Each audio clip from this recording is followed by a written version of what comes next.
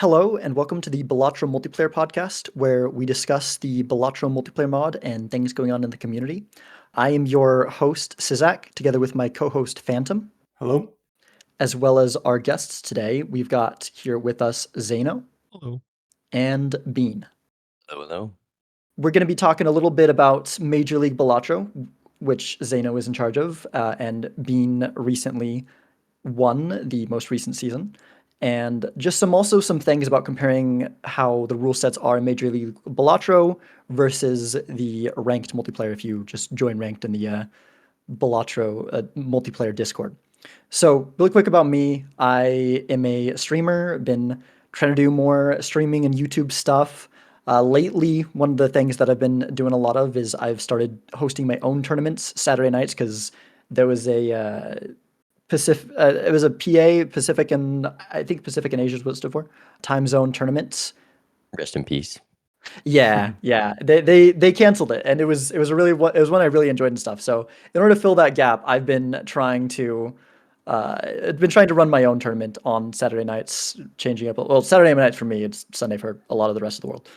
But yeah, so that's kind of what I've been up to lately. Just also, streaming on YouTube as you're probably watching this on YouTube, unless I got it on other platforms like we were talking about beforehand. But anyways, Phantom, I'll turn over to you if you want to talk about yourself, what you've been up to lately. Hi, I'm Fantom. I'm a top player in the Balatro multiplayer community. Something cool recently that happened is won my 10th tournament. I have the most tournament wins of any player. Wow. Finally hit double digits. Pretty crazy stuff. I've been a little bit AFK from streaming on YouTube because I started a new job, but hopefully things should be calming down soon and I get back into it. So subscribe to Fantom Balatro. I'll link you all somewhere. Multiple ways, probably. Awesome. And then I'll turn it over to Zaino. Yeah, for those who don't know me, I'm Zaino. I started and I run Major League Balatro. I mean, before that, I've been a creator in the Balatro community since the demo, pretty much. I've always had a flair for competitive Balatro. I mean, my favorite Balatro thing that happened up until Major League Balatro was the Invitational that kind of put me on the map a little bit when I lost in the finals to Dr. Spectred, the GOAT, if you will. Well, I mean, we may have a new GOAT with Bean, but yeah, I'll be doing some more, of my own content in between seasons, but I really think I've found kind of my passion here in content creation and everything by running Major League Balatro and maybe running some other Balatro type tournaments and leagues. I don't know. We maybe we'll get into that in this podcast. I'm Bean. I'm a early adopter of multiplayer. Just early on, looking for a game to play with my friend. Found multiplayer, and I just have picked up all these content creation skills over the years. So I figured, why not make a more edited down video? And I had that out there for a while. It kind of blew up eventually, and I've been doing that for a while and continuing the grind of multiplayer for a minute. And obviously, MLB winner. Got to put that on the title card. I'm going to throw out for myself. I did come in second place in the ranked ladder in season 3. I can hold my own in the ranked. Yeah, all of us are very good in multiplayer. Yeah, 100%. We are. I think we're qualified to talk on these things. Yeah, maybe. All right, cool. I think I kind of already talked about what we're going to be talking about overall this episode. So, Zaino, do you have more that you want to say about, how the most recent season of Major League went and, Being if you want to add anything in and such and how things were. Some of the most interesting moments that people should go check out or if you just want to talk about or anything else? Yeah, I can rant about for a while, so I'll try and shorten it down. I will say, first of all, it went better than I expected, and I think was the perfect stepping stone into eventually what I want to build it into. I think season 1 was exactly what it needed to be. Season 2 was what I wanted to be in a little bit more. A lot of that thanks to people like Bean and these incredible content creators who volunteer their time. And I know they have fun doing it and they appreciate me running it, but the league wouldn't be anything without all these great content creators. And I think a big reason the scene is so successful is not only is multiplayer Balatro so great, shout out Virtualize, shout out Fantom for all the work you guys do to make the mod great, but these are also fantastic creators. Our viewership was higher than I expected. There was multiple weeks where I was casting games and just averaging almost 1,000 viewers across YouTube and Twitch. I just was not expecting that high of a number, which really gets me excited for the possibilities of sponsorships, which allows us to invest way more in the production of the league next year. It allows us to invest a bit more in the charity pool, and it allows us to invest in.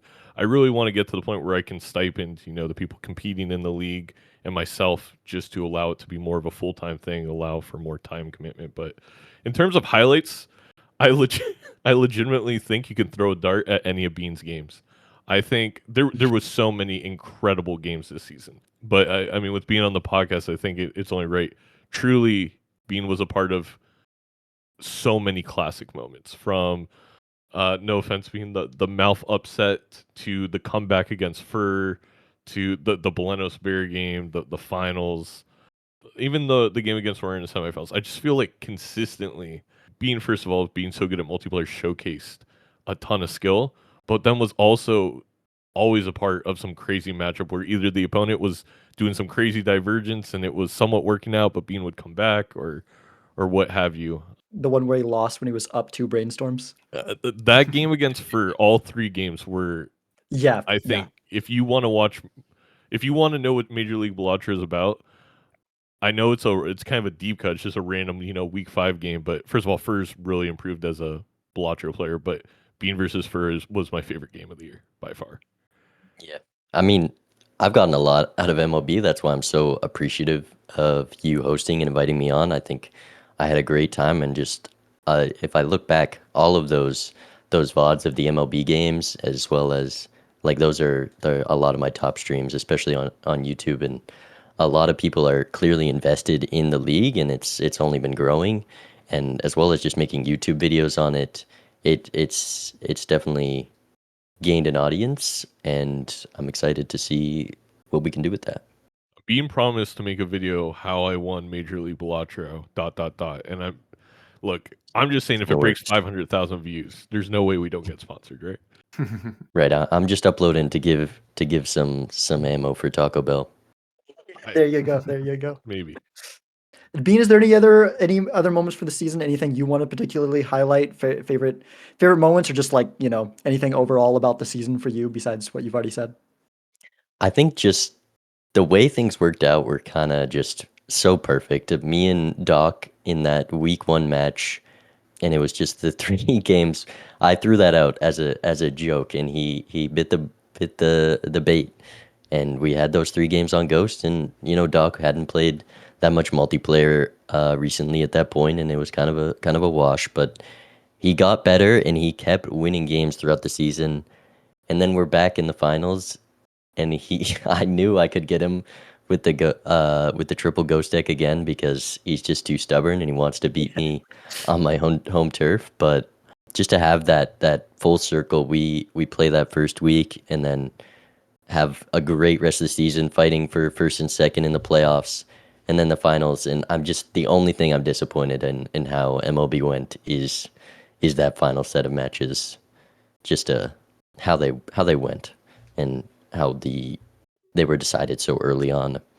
To be fair, game 3, I mean, it could have went longer. I think, Bean, you take game 3 regardless, but Doc actually, a very, very, very, very rare Doc misplay happened.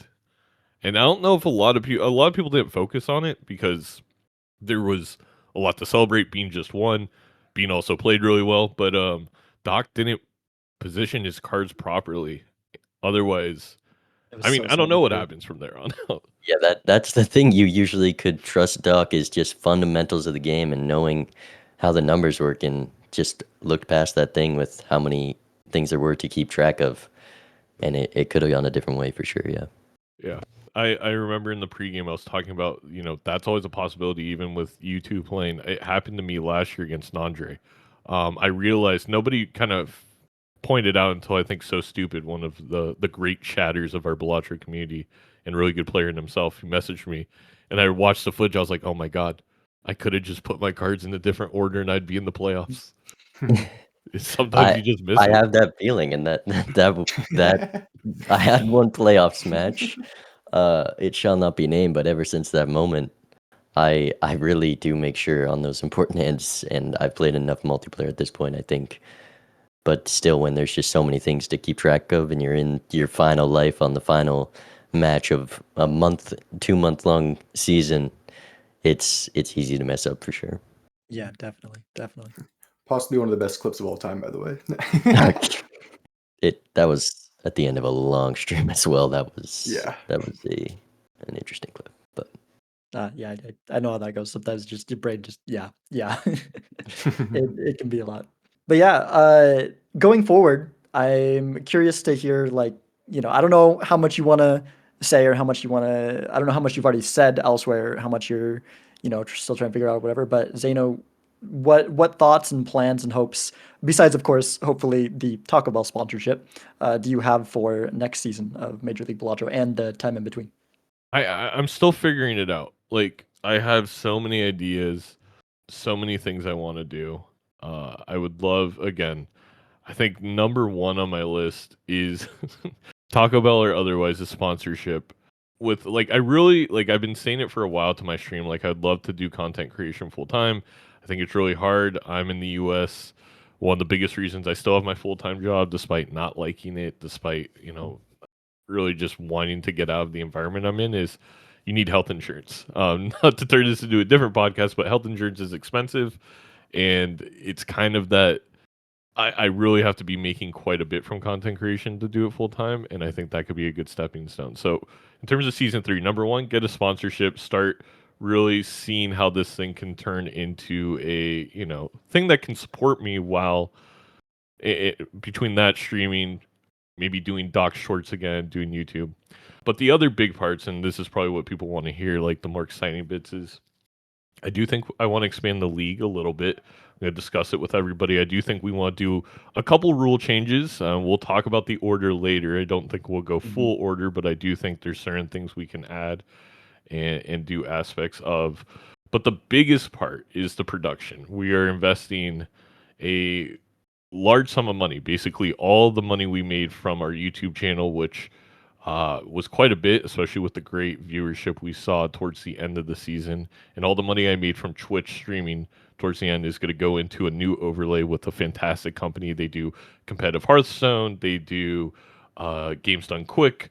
They've done NASCAR, they've done poker, they've done a bunch of things. They're very professional, and a couple of the designers are actually big fans of the league, so it just really helps out because they know the game already. So I think it's going to be a smooth process. And a goal will be with that new amazing overlay that hopefully just works, no issues, is that we have a couple casters every single game. We really professionalize the product where this is, something you expect from, ESL and Counter Strike or something like that, like an actual professional league that you are consistently getting professional broadcasts from. With that, in the off season, Bean and I are already cooking up some ideas. I know a lot of people have ideas for some off season tournaments. I think could be fun, and something I really want to re-examine, and it's something I actually want to discuss with Fantom. Maybe we'll have to do it on the podcast, but is I put enough effort into minor league Balatro, and I actually feel really bad about that, and I really want to still do something that's more on the competitive landscape. Um, and I've talked to Virtualize a little bit about like how would you see a true like competitive league being? What would be the rule set? How would you want it designed? And I think one thing slightly holding us back in that regard is it's hard to give everyone an opportunity. Like if I were to do that and do like uh I have Major League Balatro, the big budget production with all the big creators, but we also have this league that's hyper competitive. It's people in the ranked community, and I could be broadcasting and casting that all the time. Is those people have to be able to stream right now because there's no way to watch a match in game. I don't know if it's ever going to be possible to do that. I know there's been some looking into possibly doing it, but it creates this environment that's a little bit difficult because everyone has to have a computer then that can stream and play the game at a good frame rate, and it's a little bit of a barrier. And I'm trying to think about how to get around that because I would love to, in tandem with Major League Balatro, or actually more so in the off seasons of Major League Balatro, run a really big competitive tournament and then league for all the people working their butt off, competing their butts off in the ranked ladders, and have that kind of be its own thing. Yeah, like the multiplayer mod, the Discord obviously has the weekly tournaments, and those are great and a fun community thing, but they're not this big esports actual competitive thing. They're just you join up, you try to get your tournament win, you get out. I think with like an actual kind of like esports league for Balatro, as weird as it sounds, which unfortunately I don't think can actually happen for a long time, is just no prize pool can happen is the main part, and that's something that could make it an actual big thing, which is just unfortunate with how many ways there are to cheat and the impossible task of moderating that. But I think for actually like doing tournaments and making content out of that, and creating a big league, you would probably have to figure out a way to record someone's like in-game actions and find a way to stream that, so not everyone has to be streaming on Twitch and you pull from that. It be Because a lot of games when they cast, it's kind of like a special third view, maybe with a little more information, or maybe it's just the gameplay from like basically a different camera, which in Balatro you could somehow maybe replicate the actions of someone or have them recorded and replayed somewhere. But I'm not sure how I would approach it. I've never touched Balatro modding, but I feel like that would have to be the route to get every person and everyone who has a chance to compete. I feel like that's the way you would have to go. Yeah, and that's something that like myself as someone who has experience in Balatro modding, I think it's definitely possible to have some kind of like spectator view. It just would take a lot of work, and there hasn't been as big of a push for that because, you know, making what we currently have, took a lot of Right. work to this point, and there are more important features. But if that's what it takes to get a competitive league, then Zaino and I can talk about that and see how possible it is. Yeah, there's a lot of volunteer hours at the moment, and Hmm. I mean, if Sano wanted to also invest into a more competitive league, I think that would be an amazing thing, definitely. Yeah, I think at some point we have to. Well, we don't have to. If you want, Fantom is like me, you, Virtualize. I mean, Bean, you're welcome to join. Get people like Docs, Zach, sit down and like create a task list. So it's like, okay, I feel like the game itself. I don't know. I mean, we could get into this, but I feel like the multiplayer game itself's in a good spot. Now it's Yeah. like all the features we got to add. Hmm. I think number one on that list is going to be reconnecting to the game, and I actually, it's incredible to me how little disconnects we get. Like I know some people complain about it and all that, and there's still ways to go, but the net code for a mod is incredible, and I think Virtualize still does not get enough credit for that. Hmm. But allowing for reconnect is number one.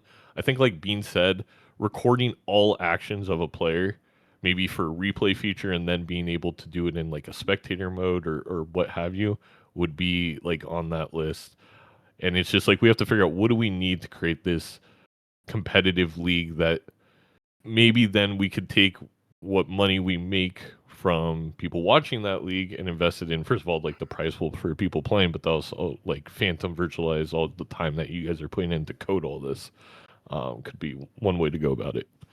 Yeah, no, that's definitely an interesting thought. So we'll have to keep the podcast posted on that one. Yeah. Another thing, just something I've been pushing for so long, to get like Balatro multiplayer to be an actual competitive game and league. Um, It's just an in-game queue system.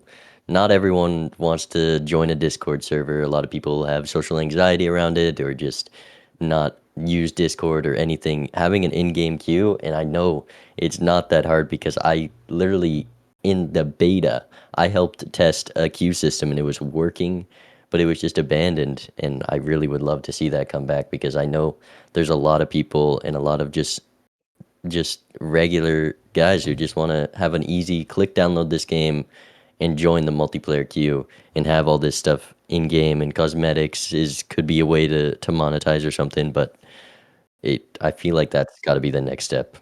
Yeah, I think the issue currently is moderation.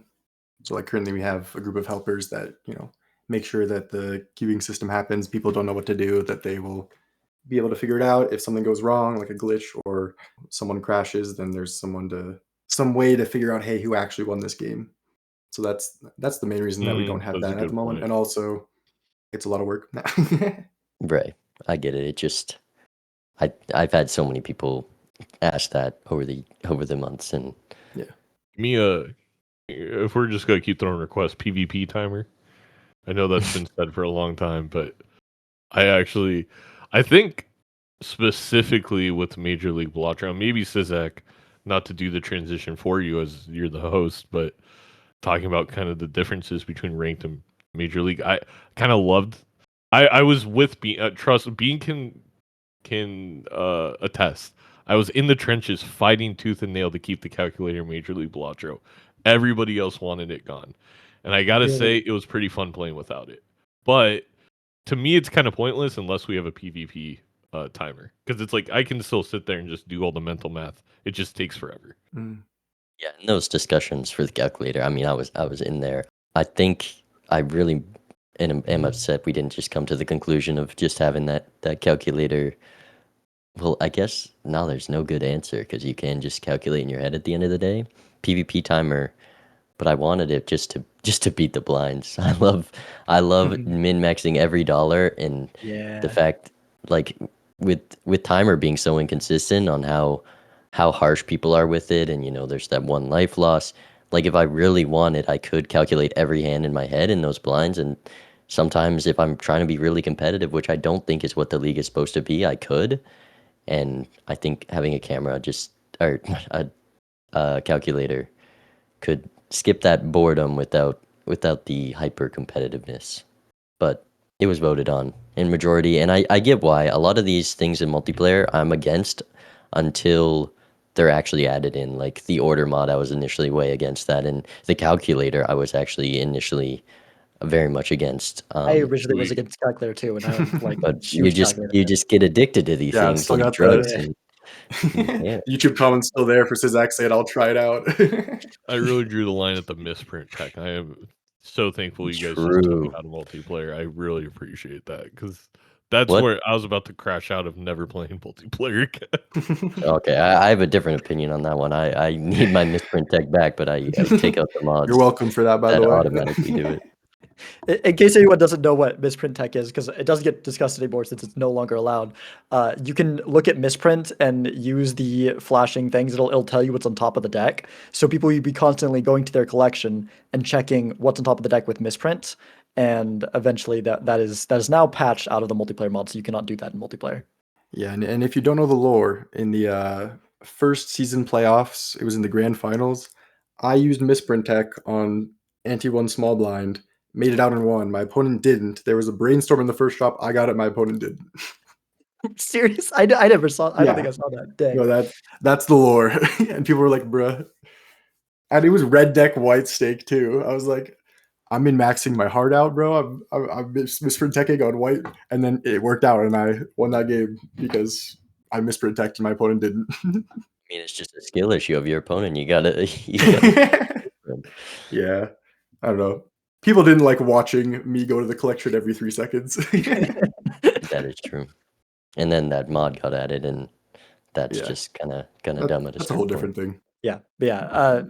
Back onto the main topic at hand. We've already kind of started to talk about it a little bit, but one very major difference between Major League Balatro and Minor League Balatro is the presence and absence. I think I got those mixed up, but Major League Balatro doesn't have it, and Minor League, as well as the typical ranked ladder, has this thing called the order.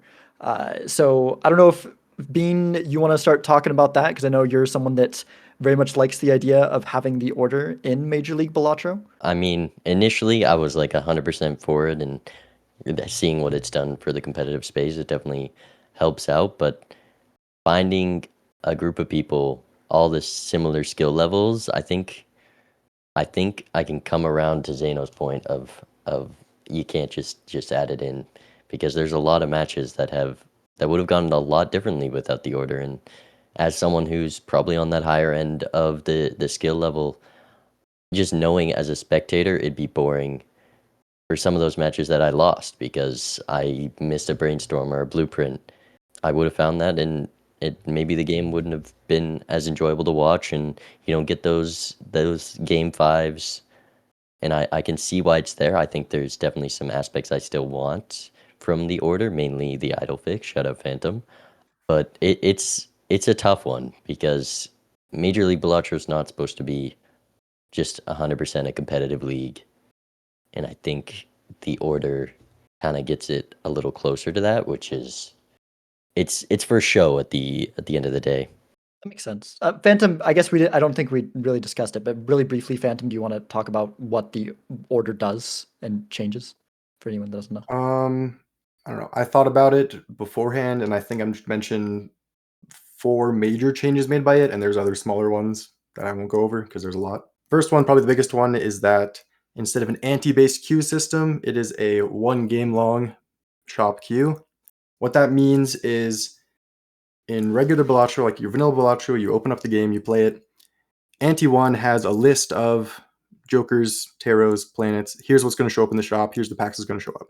Once you hit Ante 2, in list of stuff, so, maybe there's a brainstorm in the second reroll of Ante 1, but 0 brainstorm for the first 100 rerolls of Ante 2. And that's how the game works. When the order is there, it's 1 giant game long queue. So doesn't matter when you hit that reroll button, it's 18th Joker in the queue is the brainstorm. Whether you hit that Ante 1, Ante 2, or Ante 3, that's up to however many times you reroll and how much money you make. Some other important things are the voucher fix. So what that means is in vanilla Balatro, owning 1 voucher changes the RNG of what voucher will come next, even if it's not a related voucher. So like picking up Magic Trick Ante 1 could cause Overstock to appear Ante 2, even though, Magic Trick doesn't have anything to do with Overstock or vouchers, but purchasing 1 changes RNG in magical coding ways. Whereas the voucher fix means the only thing it will do is if you bought Overstock, then if in the future another Overstock was supposed to get Overstock plus. Pretty much that's how it works. Another thing that I really like is the sticker fix. So gold stake especially is really important. Depending on how you reroll and how you open packs, it's like the 4th Joker you'll see will have rental on it. And if, duplicate blocking and the way you open packs, etc., you could have that be on a brainstorm and your opponent doesn't, especially if it's like perishable or something, that makes a big deal. The order standardizes that, so it's the first brainstorm you see will be perishable, whether that's the 5th or the 4th Joker, depending on how you reroll. And the last thing is the one that Bean wanted to talk about is the idle fix. It doesn't actually change the RNG per se. It just changes how the deck is sorted. By default, it's sorted in deck order. So, 2 through ace of spades, hearts, clubs, diamonds, whatever it is. Instead, now it sorts it based on the number of cards in the deck. So if you have 30 kings of hearts, puts the kings at the top. Your 5 queens of hearts puts next, and all your singletons at the end. Same for your opponent. If they do king of spades, those go at the top, and then the idle picks based on that sorted order. So likely, if you have the same deck fixing, both idols will hit, or both idols will miss. Down to, you happen to go for spades, the opponent happened to go for hearts. Their idol hit, yours doesn't, even though maybe you had better deck fixing or you had equal deck fixing. And I don't know, those are all the major things. Basically, the philosophy of the order is to allow the skill of the players to be the factor in who wins the game. Right. Anything I missed, Zach Bean? I think Or Zaino, I you guess. got everything. I mean, you know more about the order than me, of course. But with the thing about skill expression, it's just the main thing that makes me want to have all the aspects of the order in the game is a lot of the matches I played in MLB, I got called lucky. And of course I was lucky, but when you play better and you get rewarded for those decisions and it just gets called lucky, it's a really not good feeling to win that way. And being able to win knowing I played better is where I want to be. And it just a little frustrating. Like my games with Doc, I took the certificate or something, and I got heavily rewarded by that because it allowed me to roll into an idol. But with the order that I would have rolled into that idol earlier, and I would have been ahead in the shop queue, but Doc would have eventually found that, and we would have had a good game on our hands. And instead, I was rewarded by that by just finding the idol, and Doc didn't, and then it's game over.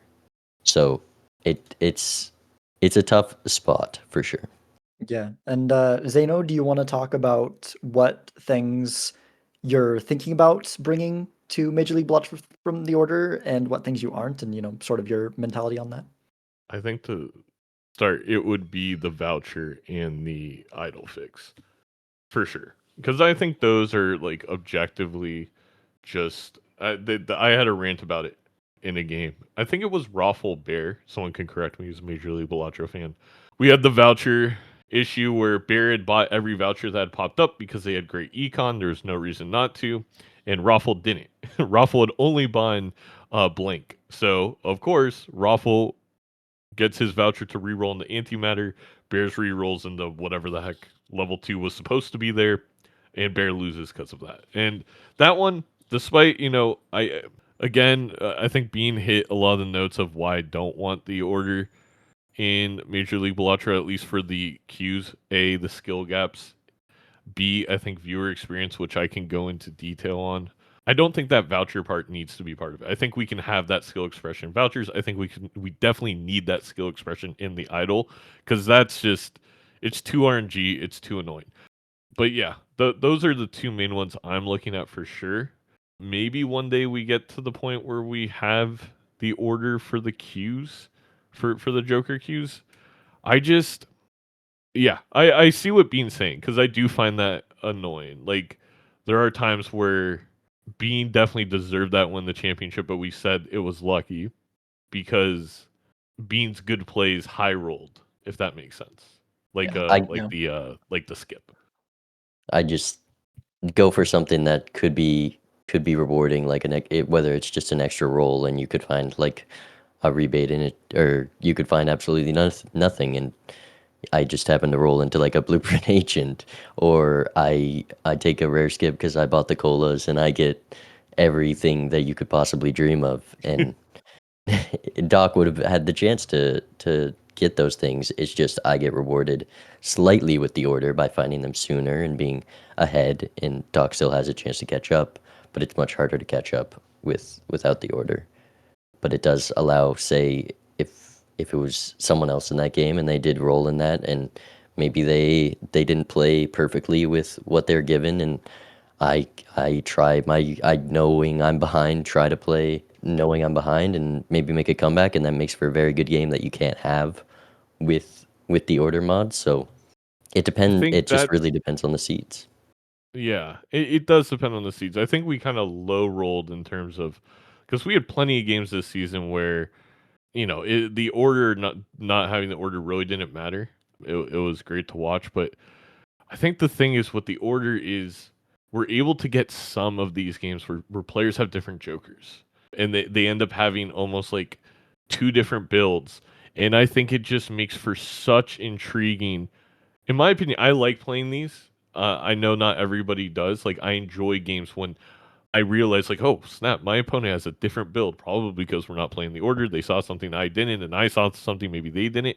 And then it's like, well, now we go into anti six. Everything in anti six for us is the same, but we have different paths we need to go down. And it's really interesting watching those two players do that and min max for their type of build at that point to see who can do better.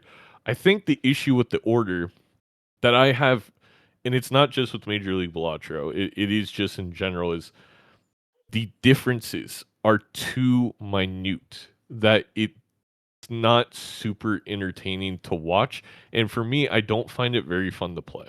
I don't find it really fun. I had a game I played recently in the ranked queue, a couple games, and I had a game where I was reading the logs, and the difference was, and not that this doesn't happen in Major League Balatro, it kind of happened between Doctor and I, but I just find this consistently in ranked. The difference was how we discarded the first hand, like truly, and like legit. Me and this other player made every other move the entirety of the game exactly the same, and they win. And it's just like that's really hard to explain from like a viewership point of view for the casual viewer. It's not really exciting. And yeah, that's where I'm at. It's just like I actually prefer Balatro in this kind of crazy format, and that's why I like it. Like, it's multiplayer Balatro. Balatro's a roguelike. Balatro is RNG. Balatro is, I don't want to, like, it's not gambling or anything, but it's like Texas Hold'em. It's like poker. Like, the best Texas Hold'em players, like Daniel Negreanu or something like that, they don't win most of the time. Like, but they're still one of the best because they consistently make the right moves. And I really love that Major League Balatro and multiplayer Balatro is like that. I find it more fun. With that point you make about the like small blinds and stuff, I feel like the order helps with that more because it just that extra few dollars could snowball into a blueprint or something. Instead, you're No, just behind. I understand that argument. It's more so there's comeback mechanics with the order, right? Like, Mm. okay, you rolled into something, but now I can roll into something that you can't. Like in non-order, once you have that advantage, you have the advantage. It's over, in my opinion. Like when you're playing a skill player. And I think it just depends on what the advantage is. Like I feel like there's a great comebacks all the example is time. like the blueprint. Like let's say Bean rolls into a blueprint and Zaino you don't. Bean now has twice as much econ. There's no chance you're going to see something he won't. Yeah, Yeah, exactly. No, like with the order. Either way. I mean, Without the I order, th- like Bean has an extra blueprint. He now has twice as much money. How are you going to get past him in any ante? Especially since you're never going to see that blueprint. Those are the more extreme cases, though. yeah, because Yeah, Just that. I that's mean, just an I guess that. example. Yeah. Yeah, and I think it's just a matter of what you like to see. I think, another game that I like to play is Super Smash Bros.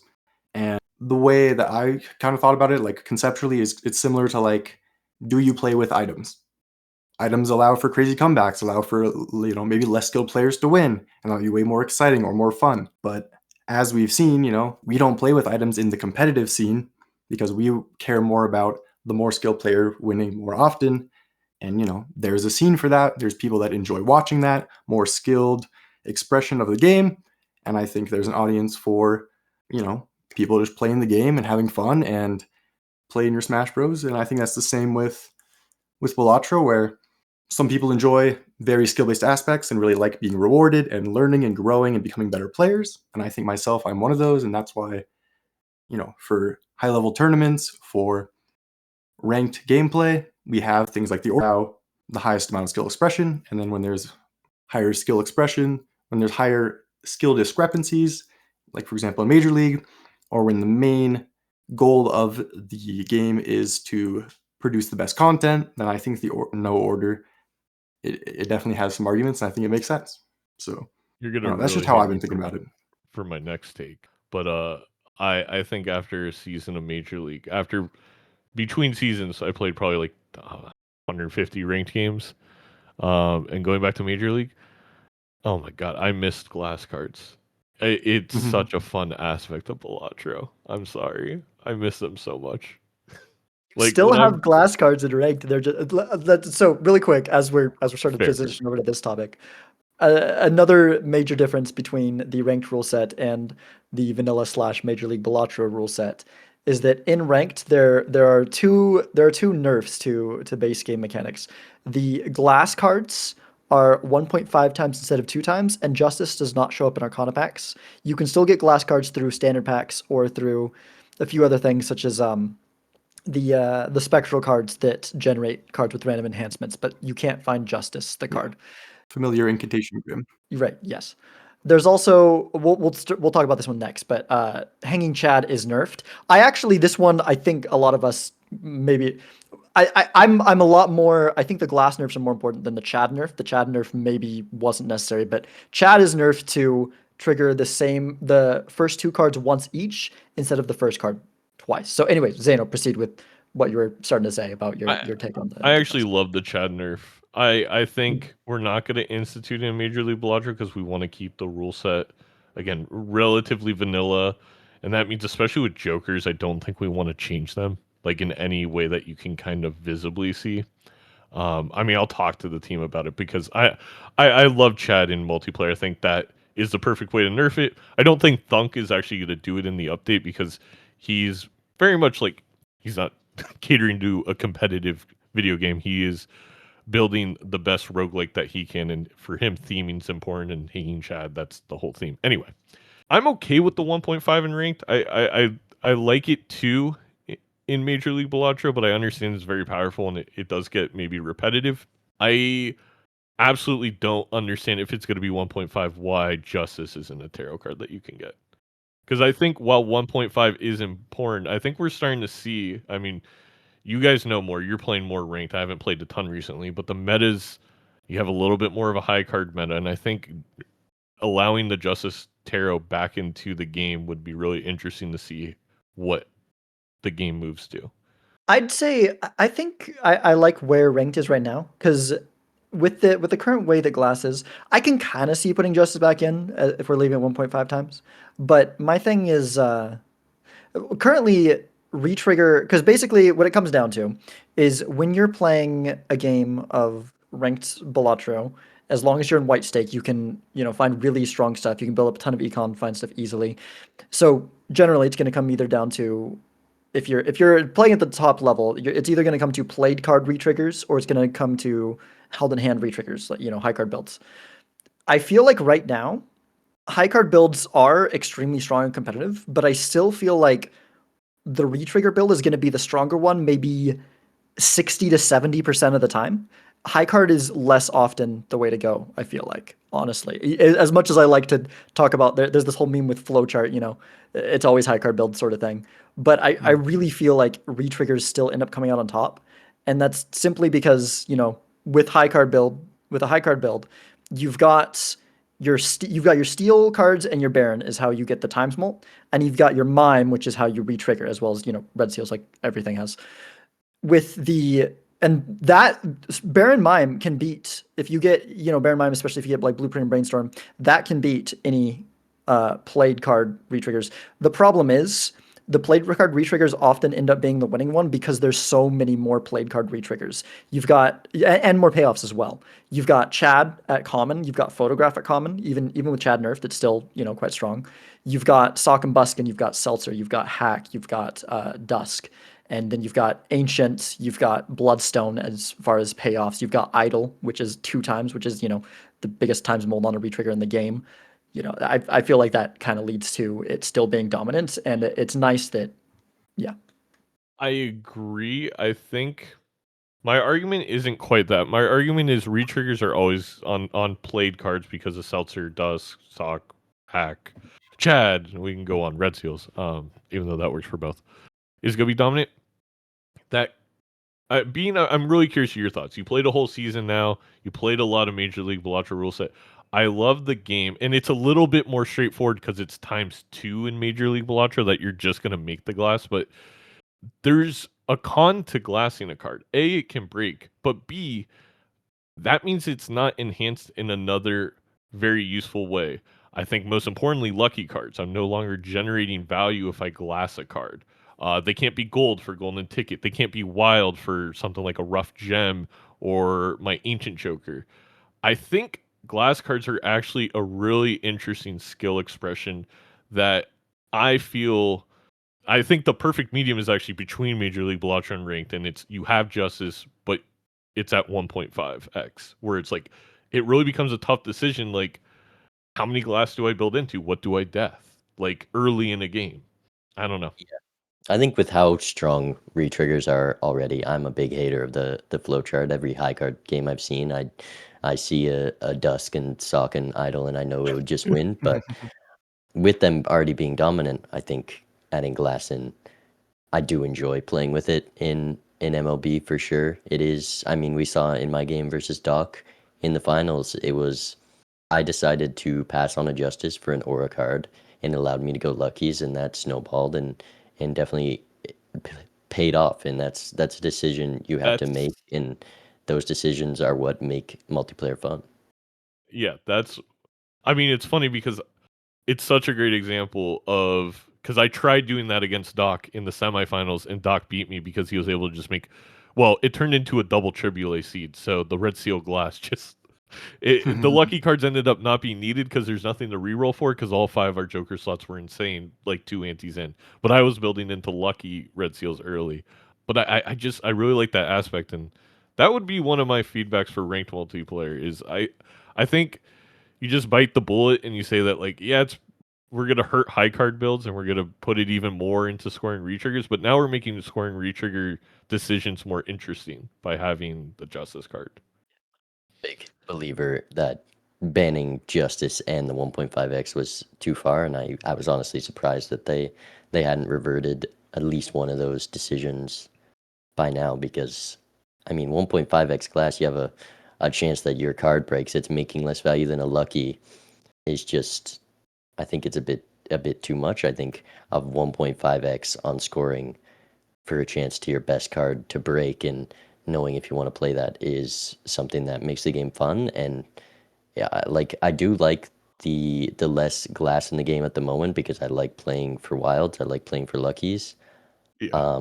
But it's just something that adds more play styles in ranked is definitely interesting. Like a long time ago, I had a match in a tournament versus Marbon, and we were both running like an ancient Joker build, and Marbon happened to run wild, and I was running glass because there was an opportunity to go glass in that game, and I had to build around the suits, and it was a lot of fun, and it ended up winning me the game because I took those risks and I was able to work around it, and I think that's just something that happens a lot less when justice isn't in the game.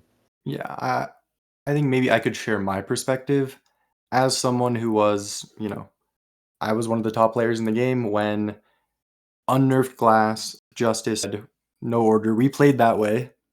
I was still very good at the game. And pretty much every game came down to who made more glass the fastest. And that was it. I think I'm really good at deck fixing now because of the skills I gained in that time where deck fixing was the game winning skill. And pretty much every game just came down to who made more glass faster. To be fair, it was also only white stake. I think now that we're playing, more of the stakes that Balatro has to offer, there's less opportunity to fully deck fix, make my whole deck glass. And that's definitely something that's separate. But Well, I think the 1.5x change fixes that mostly because with how strong or common idol is in the meta now, sometimes ancient's not even worth taking over like an econ joker, and I Don't think tell that to 1.5x Raffle. that's enough. yeah, no, I'm just saying I'm not necessarily against bringing back justice, but keeping it at 1.5x. But I will say that keeping justice there and 2x is very, very oppressive, and you will likely lose the game if you do anything else. I agree with that. Like, And that's just yeah, and we see that in Major League Balatro. Less so, like there is some risk. There is some risk to building that way in higher stakes Mhm. gameplay. Although I feel like in Major League Balatro, I was kind of outside of the weird. God, screw Nebula deck. Besides that game against Doc, I was kind of going the route of I'm gonna build glass and then I'm gonna skip to PvPs and that's all I'm doing. Like once I have 7 glass cards, and it almost felt like a little bit of a cheat. It could come back and bite you, but I do think at higher like you have to play higher end if you're playing 2x glass and justice for glass to in any sense not be such a straightforward play. Yeah, I almost would love for ranked to move to that so I can see how it plays. So maybe I could convince Major League Balatro one day to put glass on 1.5. I think that would be like the biggest change I could see in the next 2 seasons of Major League Balatro. That would actually be really like a front facing. It's not behind the scenes like an idol or voucher rework or order. And we would just have to explain to people, hey, look, glass is really, really powerful. We moved it to 1.5x. It just balances the decision making a little bit more and what to build towards. At the same time, I mean, Bean showed some even with 2x, you could build into lucky cards and win the game because of that. With just so much econ, which is consistently my strategy, but to that, I would say go watch Minor League because we are all, all of us were top players. We played with vanilla rule set, and people that won the most were the people who built most into glass. Myself, Sizak, Vagabond made it to the finals.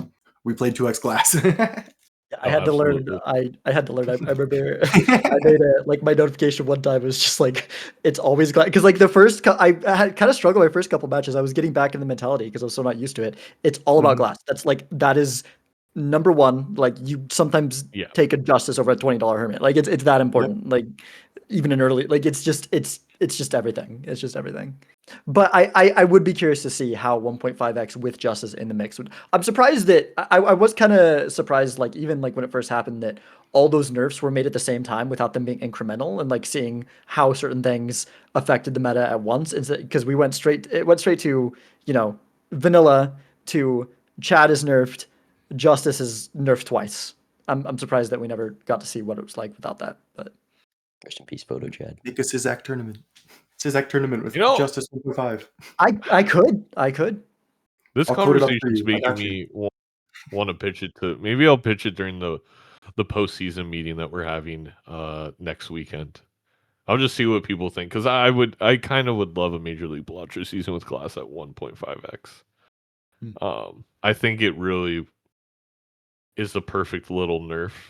Though again, it's just so tough because again, we're reaching so many casual people that Mhm. barely. If you're watching this, I don't mean to offend you, but are barely grasping vanilla single player Balatro, and they kind of see this thing and they get really excited about it, and I think it intrigues them and gets them more into Balatro. But any change away from what they're playing on their screen can cause kind of a disconnect. So I don't know. Maybe it's a season 4 thing. Something to discuss though. I think personally, I'm against glass nerf in MLB. I think with the order and how much luck there is, I think glass is one of the ways where I can actually use that skill in deck building and deck fixing to Yeah, have a that's a chance no that's a matter good what. point. And when you're behind, it being a thing that like, oh, they have much better scoring setup, but if I can get like this flush 5 of glass online with the right tarot gen, I might actually still have a chance. And I think with how easy it is to be massively behind and without order and in MLB of rule set, I think glass is a very fun comeback It's mechanic. actually a great counter argument where I've been a joker behind because of the order, but then because I built better glass, I still won a game. And I kind of like that. It's almost like that's a true skill expression that we have in Major League Balatro. No, that's a great point. That's a great point. Also, I think there's a skill expression again. I think it's something me and you do, almost me and you exclusively. Of, hey, I can probably make 5 glass cards eventually. I'm gonna make a bunch of lucky and gold cards right now. Literally picking them over justice, which uh, then allows us to get ahead in the queue of jokers. We see something nice, and then we eventually make our glass when we're down to 2 or 1 lives and come back. Yeah, which is knowing fun. when to go for it is Yeah. a big thing for sure. Well, unless anyone else has got anything to talk about glass, we are starting to run like a little bit long, but the one last thing that we were going to maybe talk about with the difference between the ranked rule set and Major League Balatro was the calculator. I know we touched on it briefly, and it kind of seems like there might not be as much to debate about there because it seems like everyone here kind of is pro calculator. But is there anything else we wanted to say about the fact that calculator is not in Major League Balatro and it is in the ranked rule set? So Bean and I, funny enough, had different arguments to the Major League chat. And I think Bean's argument is legitimate. My argument was, and actually, I think Bean actually articulated my argument a little bit earlier in the podcast, but it's weird to not have the calculator in Major League Balatro because it creates this weird friction where it's like it's not hyper competitive, but and we don't want to, like, we're very easy on the timer, right? Like you can let it go down to 0 once, you're not losing a life. Like the timer's really just meant to make sure games fit within around an hour per game, so we have a good structure. That's also to help pitch production time and scheduling and sponsorships and all that. It's not really meant for a competitive aspect. Yet the only way to the only reason why you wouldn't have a calculator, in my opinion, is if you're going to make the timer a thing where, if you're not going to timer me, but you're banning the calculator, you're just prolonging the fact that, okay, I'll sit here and I'm like 2, 4, 8, 16, 32. Like I'm sitting here counting on my fingers the right amount because I have to, especially in a game against Dr. Spectre or a game against Raffle or a game against Bean. It's like, that's going to be the difference is, can I play this lucky with the chat, or do I have to put the holographic first? Or can I use 8-ball with my chat, or do I have to use my glass? Like that truly will be the game.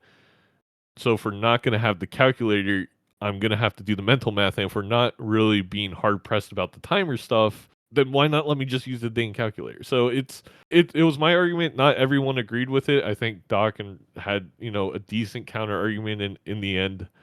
It's a collaborative league. We were massively outvoted. I think it was 14-2.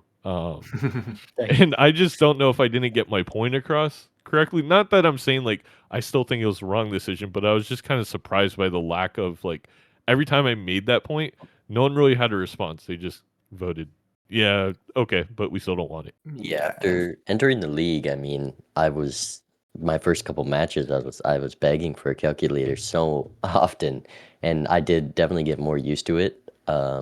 By the end of the season, I think it was fine, and I just here and there I would like do a rough estimate of the exponents and whatever. Yeah. But I think calculator definitely is a bad thing in PvP. I think there's been a lot of times where you need to ship your hand, and sometimes you're a little lazy to calc, and a lot of times I start doing the math and I realize, I'm just gonna send this, and it makes for those fun moments in closed PvPs and not knowing who's taking this home. Because if you do just see that text on screen that's like, oh, that's a bigger number than theirs, it removes a lot of suspense. And there was an idea brought up to have an off-screen calculator just for the viewer's experience. But I think still having that suspense, even as a player, not knowing if your hand is going to win, is great. But I've lost or won a lot of games to just someone dying to the blind, and that's not a fun thing. And being the person dying to the blind is also not a fun thing. And when you have the calculator, it allows you to do that min-max tryharding without the risk. And I think if you just have that calculator off screen, it's no harm, and it just speeds up matches and kind of removes some of the boring parts of the game. Yeah, and I mean my thing is gonna be it's gonna be the same thing when we talk this offseason. If people continue to not want a calculator, I'm gonna be a big proponent that's like, okay, then you all need to start using the timer, because it's like some of you were voting no to using the calculator, and then I'm casting you sitting in a blind for 2.5 hours doing mental math. It's like that's not like just choose like don't like and then that same person, because they realize they take a while, they don't press the timer, which it's like I get, but I'm gonna be a bigger proponent of like I want to add more timers. Like again, I don't want speed running to be a strategy, but I also want to put pressure on if you vote to ban the calculator, I'm not gonna let you sit here and calculate your score using an abacus. Shout out Nandre for 2.5 hours. Yeah, I think I at least saw like 3 players say, "Oh, I wish I didn't. I wish I had a calculator right now in just a blind or something, not even in the PvP." Yeah, it ended up not like I didn't end up mining like personally while playing. It didn't really ever affect me. The times I died to a blind, I realized I was dying to a blind, and I was like, oh, I just went for a greedy line, and now I'm gonna get value. But it was more casting where I noticed a few times where I'm like, I kind of wish this player just had a calculator right now. Yeah, Fantom, you're the creator of the I calculator mean, and you're the guy. originally had to fight for it. What's your thoughts on how a calculator should be implemented in MLB, or if it should or should not be? Yeah, I guess what I'll start with is I'll speak to why we allow the calculator in a ranked or competitive tournament rule set. There's an entire video on my channel. I won't go into all of it. Go ahead and watch it. Fantom Balatro. It's like one of my most popular ones. I think it's the one I've worked hardest on because it was a matter close to my heart because I'm the creator of the calculator. Basically, it's anyone can use a calculator at any time. The calculator mod just puts it in game. That's the main argument, especially with, even, pull out your little TI-84, calc it out. There's online Balatro calculators. You put your jokers in, it does the exact thing for you. You don't even have to know how the jokers work if you don't want to. Yeah. And that's the same thing with my mod. So, and it's impossible for, we can say, hey, nobody use a calculator, but like myself, I don't play with the camera. Even when I'm streaming, I could be holding a TI-84 right now and no one would know. I could have Balatro calc pulled up on my second tab and nobody has any idea. And it's impossible to regulate. So why not allow that to be among everyone, and allow basically the skill to come from the decisions made by the players, not the ability or patience to type something into a calculator. Like that should not be the relevant factor. Like when someone in a game is like, I'm patient enough to sit here in the blind and calculate in my head or type it into this online calculator. Like With MLB, it's a cool. more interesting spot because we can just ban We can. calculators because Yeah. it's no one's going to break that rule. But Zaino doesn't know No, about the and that's a TI-84 in my separate lab.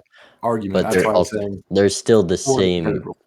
there's still the same argument of, oh, who's just better at doing mental math? And that was one of the big things when I was arguing for the calculator in the league is I'm going against Dr. Spector, who has like a doctorate, and He's a PhD in mathematics. I don't want to I don't want to go against that guy in a game of calculate this hand.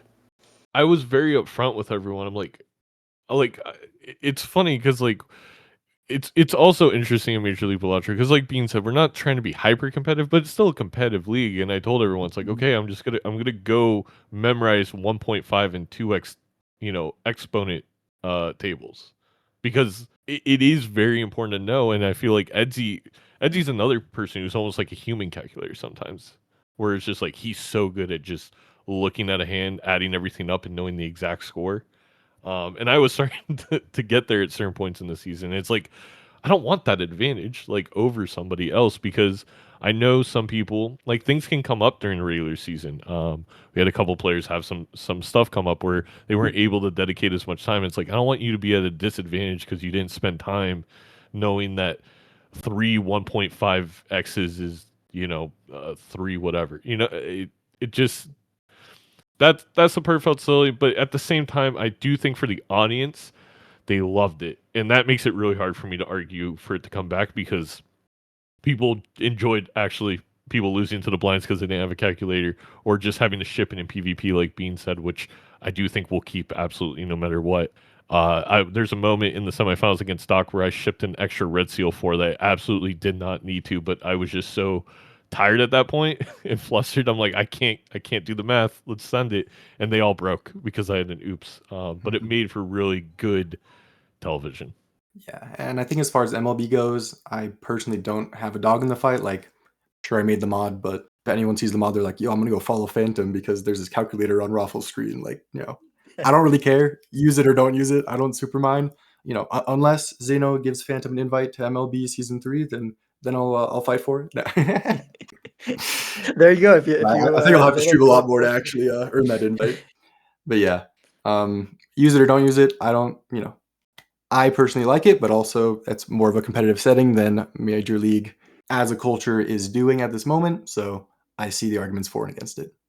Look, I definitely can't promise a spot to your Sizek, but what I can promise is, especially with season 3 and how much I want to put in production, there's absolutely an invite for both of you to be analysts. Like, I would love to have recap shows and stuff like that where we actually have two of the top multiplayer players being like, this is what you're seeing, and this is why this move maybe wasn't ideal, and this is why this move really worked out. I'd love to have more people from. I always promise so much, and then I slowly run out of time. And I finally said this season, one of the biggest changes from seasons 1 to 2 is I admitted I needed help. We had like 6 or 7 volunteers in my Discord doing a ton of work, and uh, I would love to have more of that for season 3. Yeah, I'd be super happy to be a part of that. That sounds really fun. Yep, I'm willing to help out however you'll have me. Yeah, same. All right. Well, any closing thoughts anyone has? Any specific things we want to talk about before we close it out here? If you know anybody at Taco Bell corporate, I am begging you. Get me in contact. I will put together the most beautiful pitch that you have ever seen in your life. I've been working on it nonstop. That's it. Yeah, heck yeah. Zaino will eat tacos on stream, 100%. Hey, you were talking about that. Like, if you need someone for a Taco Bell tier list, like, probably not doing it in this podcast like you suggested, but some other thing, just let me know. I need to do a stream, so I'll let you know when the stream's happening. Okay. All right. Well, yeah. Thank you so much, Zaino and Bean, for joining the podcast. Thank you, Fantom, for co-hosting as always. Thank you all, viewers, listeners, for listening. Maybe this will be on Spotify or somewhere else. So, if you're on YouTube, which it might just be on YouTube, I don't know. We'll see what happens. It'll be on YouTube first, that's for sure, because my main priority is getting it out, and then maybe I'll look into getting it on other places. But yeah, feel free to comment below anything that, if you have any input on any of the things that we discussed, any, possible arguments for one way or another on different rule sets that we missed, what kind of things that you like about a specific rule set, anything like that.